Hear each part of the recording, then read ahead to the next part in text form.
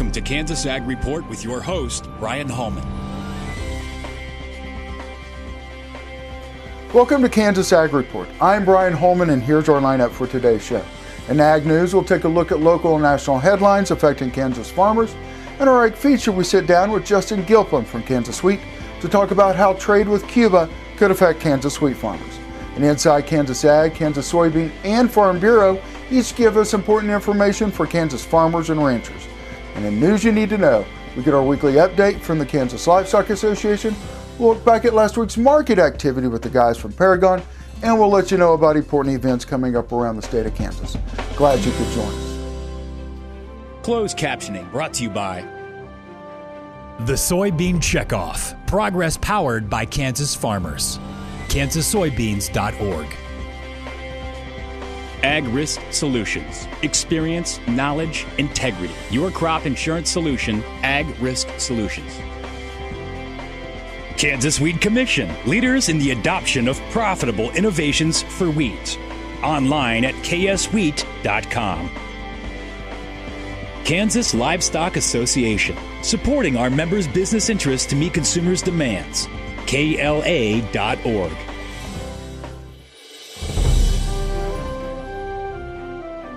Here's our national headlines for this week in Ag News. USDA officials are concerned about the decline in farmers responding to USDA crop surveys. Rob Johansson, USDA's chief economist, says more than 66,000 growers were sent the small grain survey, but only 66% of the surveys were returned, a record low response. He says that's a concern for not only the accuracy of the reports, but the producers themselves. Over the last 10 years, he says the survey response from farmers have been much higher, closer to 80%. A first for bees in the nation, 7 bee species native to Hawaii are now protected under the Endangered Species Act. The U.S. Fish and Wildlife Service said it added the yellow-faced bee species to the federal list of endangered species after years of research concluded they are under threat. The rule goes into effect October 31st. Listing the bees allows authorities to provide recovery programs and to get funding for protection. China says it's imposing anti-dumping duties on U.S. dried distillers grains effective immediately. The Ministry of Commerce announced a nearly 34% duty, claiming shipments of U.S. dried distillers grains damaged China's domestic industry. A joint statement from the U.S. Grain Council, the Renewable Fuels Association, and Growth Energy say they have worked closely with China's livestock industry to educate them about the benefits of U.S. dried distillers grains and are confident they are not causing or threatening injury to China's producers. China is the world's largest buyers of dried distillers grains, and almost all of its imports come from the U.S. In local news, Kansas inventory of all hogs and pigs on September 1st was 2 million head according to USDA's NASS. This was up 2% from September 1st of 2015. Breeding hog inventory at 180,000 head was unchanged from last year. Market hog inventory at 1.82 million head was up 2% from last year and up 3% from last quarter. Intended farrowings for December 2016 through February of 2017 are 86,000 sows, down 4% from the actual farrowings during the same period the previous year. A study confirms that agriculture drives Kansas City's regional economy.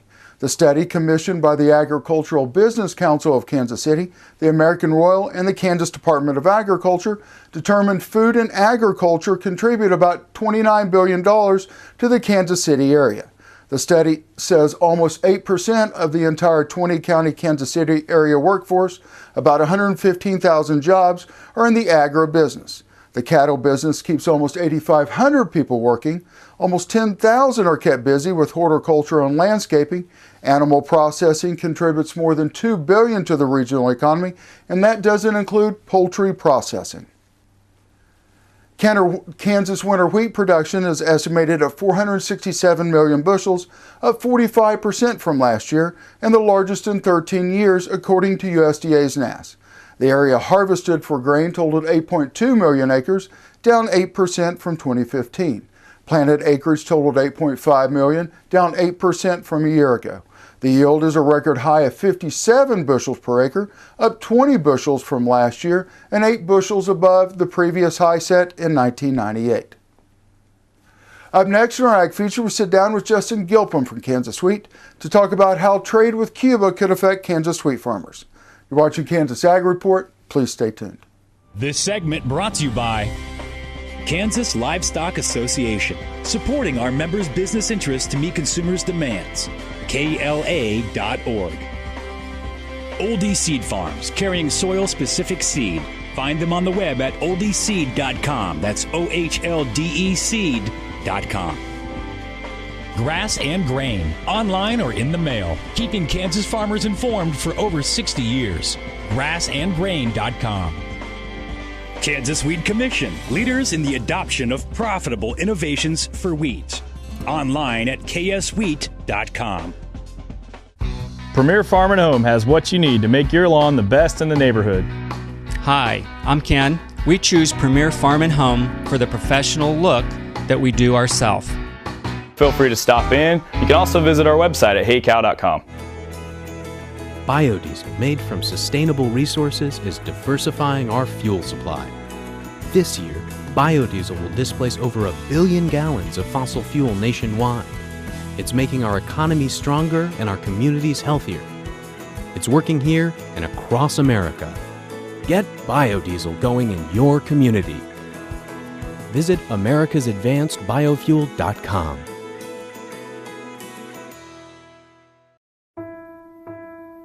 You need a partner that you can count on to be there for your business. Providing a depth of understanding to risk management issues so you don't have to.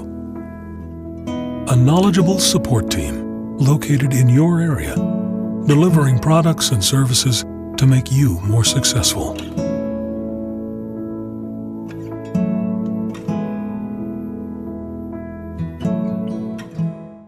Imagine having someone help you pick the best corn hybrids for every field on your farm. Your Oldie representative can combine your data with his data to offer a field-by-field prescription. Contact Oldie Seed today at 877-692-4555.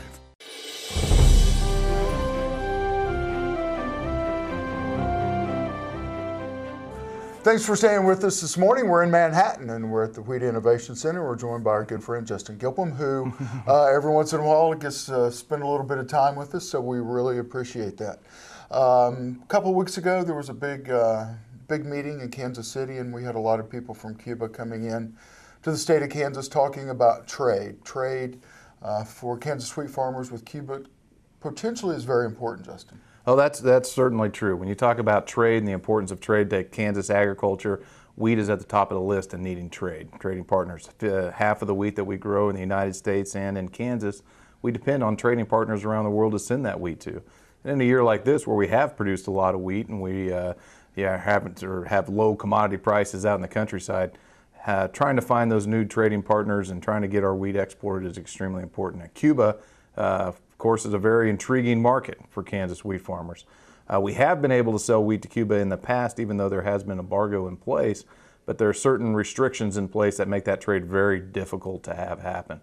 But as we're starting to see the momentum and the winds of change in place with potential trade into Cuba and relations with Cuba and the United States, we want to be there so that when they can do agriculture trade and we have those restrictions lifted, that Kansas is going to be the first to be able to benefit from having that as a trading partner. And we want to remind everybody, in the U.S., we are not the only people who grow wheat or soybeans or cattle or pigs or anything. Everybody around the world does that. We just have to do it better than everybody else. So if they're not buying from the U.S., they have the opportunity to buy somewhere else, but we want to make sure that they have the opportunity to buy from the U.S. Yeah, right now, currently, Cuba buys about 800,000 metric tons of wheat annually. A lot of those wheat purchases are coming from Canada and out of Europe. So when we think about it, and you mentioned it, it's important for us to be competitive in the global marketplace. And everybody grows wheat around the world, and so as that landscape has changed, where we've been able to have the most success over the years past into Africa and North Africa, shipping wheat. We've become, as the Russian crops become bigger and their infrastructure has improved and they've been able to deliver into those markets, it's becoming increasingly important for us to be able to find where do we have logistic advantages as well as really good fits for our wheat So when we think about that logistic advantage for Kansas farmers and U.S. farmers, it's going to be that Mexico, Latin America, South America, and that Caribbean market where Cuba is right now.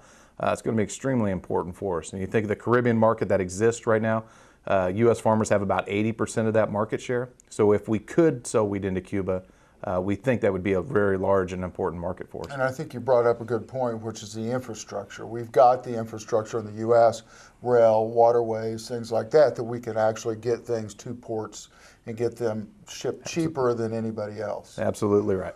Perfect. We're going to take a quick break. When we come back, we'll finish up with Justin. You're watching Kansas Ag Report. We'll see you in just a minute. This segment brought to you by Farm Bureau, a grassroots ag organization representing the state's farmers and ranchers since 1919. KFB.org. Oldie Seed Farms, carrying soil-specific seed. Find them on the web at oldieseed.com. That's OHLDE seed.com. Grass and Grain, online or in the mail, keeping Kansas farmers informed for over 60 years. Grassandgrain.com. Kansas Wheat Commission, leaders in the adoption of profitable innovations for wheat. Online at kswheat.com.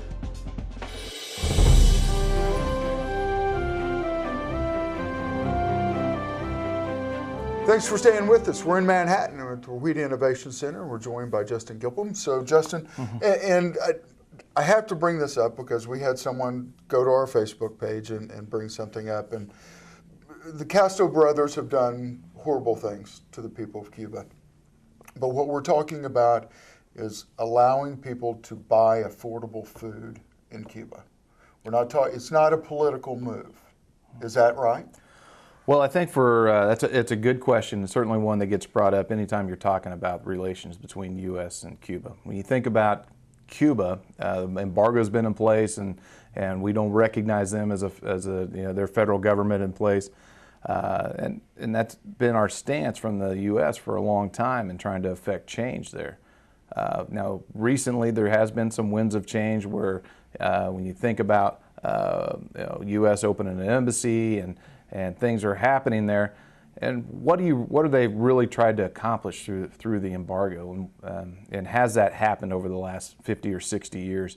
And what we're talking about is trying to stay away from those issues, let those issues sort themselves out. But we're trying to identify don't hurt U.S. farmers, Kansas farmers, with U.S. policy on who our trading partners are and aren't.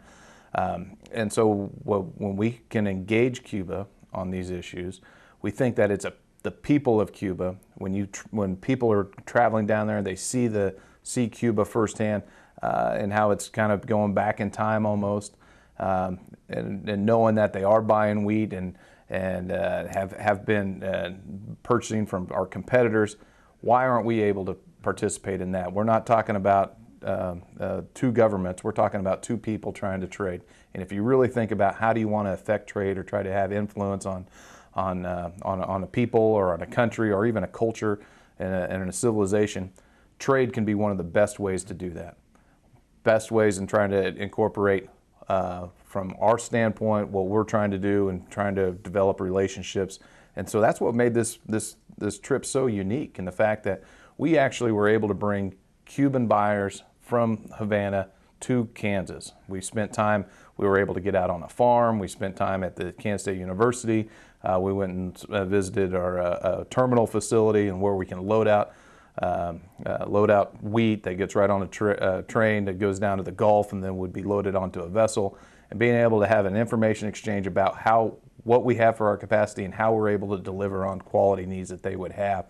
And to me, that's the beginning of a long-standing relationship. It's not about us just trying to identify somebody we can sell wheat to, but trying to identify a relationship between two peoples, so that we can be able to foster that relationship. Perfect. Well, there's nothing that Kansas farmers can't do, and there's nothing that we can't provide the world in some form or fashion. And Kansas wheat farmers, year in and year out, deliver a great product, not only for the consumer in the U.S., but worldwide. That's correct. Perfect. Justin, thank you for your time. Great having you here, Brian. Thank you. If you would like to advertise your business on Kansas Ag Report, give us a call, 785-580-3287.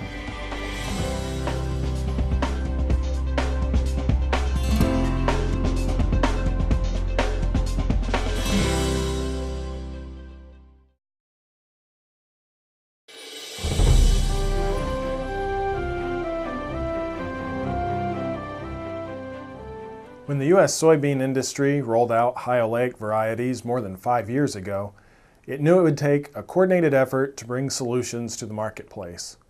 The success of high-oleic soy depends on the collaboration of many partners, from end users all the way back to the farmers and seed companies. Growth in acres and demand will require continued efforts. For farmers, high-oleic varieties perform right along with the others in their fields and pack a premium. For food companies, high-oleic soybean oil offers a familiar taste with lower saturated fats and no trans fats. In 2016, farmers across 11 states planted about 450,000 acres of high-oleic soybeans. New delivery locations, including 7 in northern Kansas, became available this year. Even more opportunities for contracts should open next year, allowing additional farmers to benefit from the premiums. High-oleic varieties are expected to top 1 million acres in 2017, but the soy industry estimates the demand will exceed 18 million acres by 2023. The Soybean Checkoff encourages farmers to seek out local contracts and join their peers in growing high-oleic soybeans. To learn more, visit kansassoybeans.org/production-marketing on the web or talk to your local seed representative. Well, it's getting close. Another election. It always seems these days that whatever year it is, the upcoming election is the most important ever. But maybe it's because each one is. Many in the rural areas may sometimes wonder if their vote makes a difference. The short answer is absolutely. And the proof can be found no further away than this last primary election and the general election 2 years ago.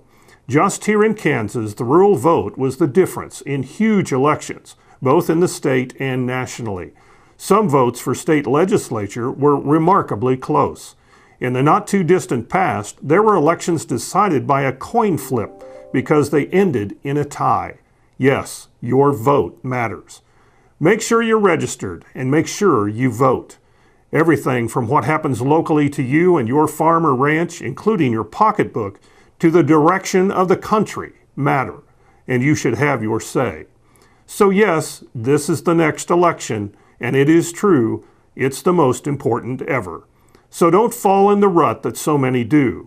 It's truly a tragedy that in a country such as ours, usually less than half will actually vote. But oh, will that half complain if the vote doesn't go their way. So don't be them. Make sure you're registered. Make sure you vote November 8th. Did I mention this was the most important election ever? This segment brought to you by Farm Bureau, a grassroots ag organization representing the state's farmers and ranchers since 1919. KFB.org. Oldie Seed Farms, carrying soil-specific seed. Find them on the web at oldieseed.com. That's OHLDE seed.com. Grass and Grain, online or in the mail, keeping Kansas farmers informed for over 60 years. grassandgrain.com. Kansas Weed Commission, leaders in the adoption of profitable innovations for wheat. Online at kswheat.com. Imagine having someone help you pick the best corn hybrids for every field on your farm. Your Oldie representative can combine your data with his data to offer a field-by-field prescription. Contact Oldie Seed today at 877-692-4555. I will take action against herbicide-resistant weeds. I will know my weeds, and I will stop them before they go to seed. I will do whatever it takes to give my crops the upper hand, and I will use multiple herbicide sites of action because every action counts. I will take action, this time for all time. You need a partner that you can count on to be there for your business, providing a depth of understanding to risk management issues so you don't have to. A knowledgeable support team located in your area, delivering products and services to make you more successful.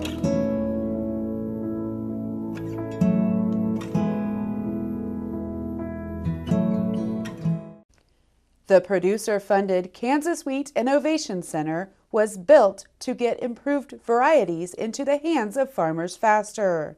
Kansas Wheat, farmers advancing their future through wheat genetics research. Kansas Farm Bureau, the voice of agriculture, represents grassroots agriculture. The state's largest and most powerful farm organization stands up for its members through leadership development, agriculture education, legal defense, environmental advocacy, farm safety, and risk management. Members also enjoy money-saving benefits. To join our organization today or to learn more, go to www.kfb.org or find us on Facebook and Twitter. Biodiesel made from sustainable resources is diversifying our fuel supply. This year, biodiesel will displace over 1 billion gallons of fossil fuel nationwide. It's making our economy stronger and our communities healthier. It's working here and across America. Get biodiesel. Premier Farm and Home has what you need to make your lawn the best in the neighborhood. Hi, I'm Ken. We choose Premier Farm and Home for the professional look that we do ourselves. Feel free to stop in. You can also visit our website at heycow.com.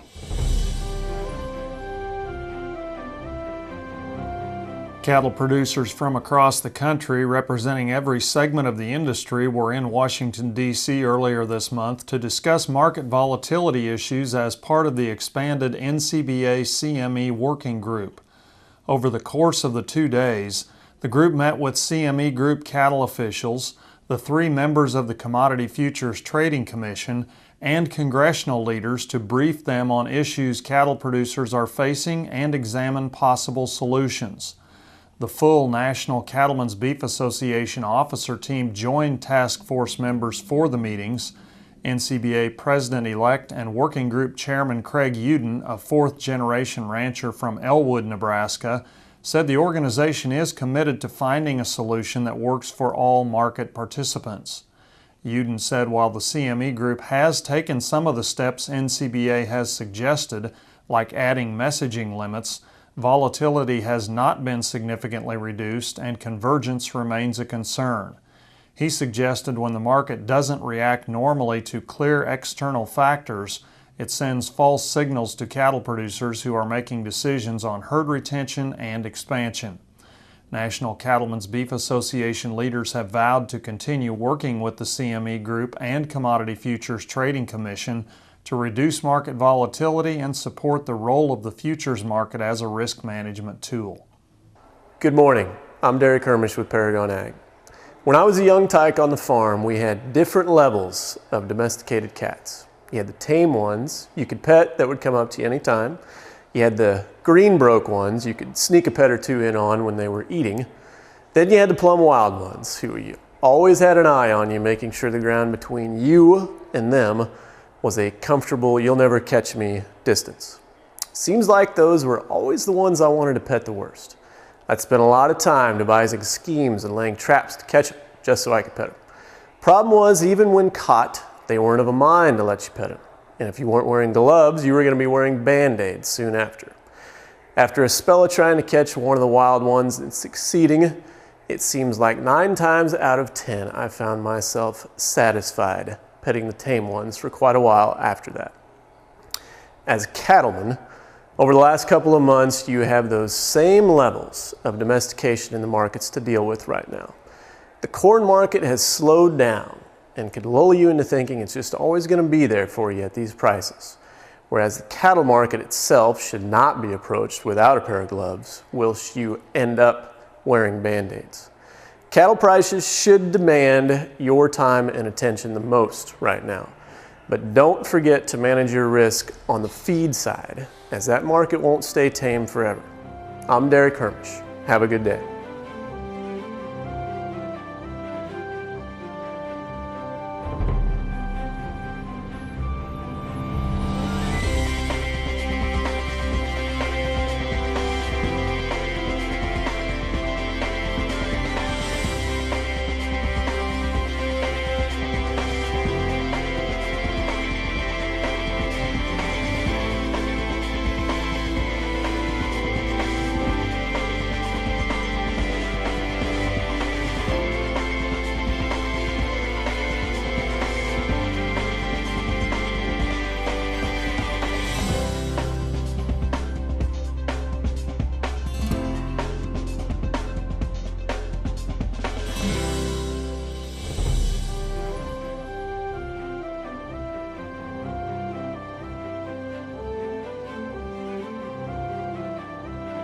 Closed captioning brought to you by The Soybean Checkoff. Progress powered by Kansas farmers. KansasSoybeans.org. Ag Risk Solutions. Experience, knowledge, integrity. Your crop insurance solution, Ag Risk Solutions. Kansas Wheat Commission. Leaders in the adoption of profitable innovations for wheat. Online at kswheat.com. Kansas Livestock Association. Supporting our members' business interests to meet consumers' demands. KLA.org. Well, that's our show for today. I hope you'll join us each week for more news and information about agriculture in the state of Kansas. I'm Brian Holman, and thanks for watching.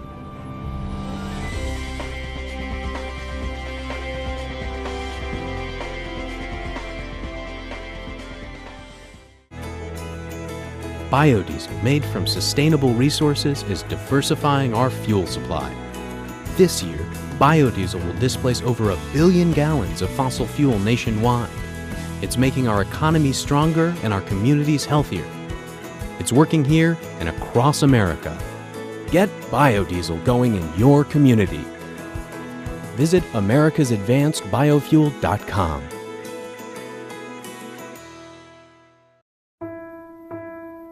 You need a partner that you can count on to be there for your business. Providing a depth of understanding to risk management issues so you don't have to. A knowledgeable support team located in your area, delivering products and services to make you more successful.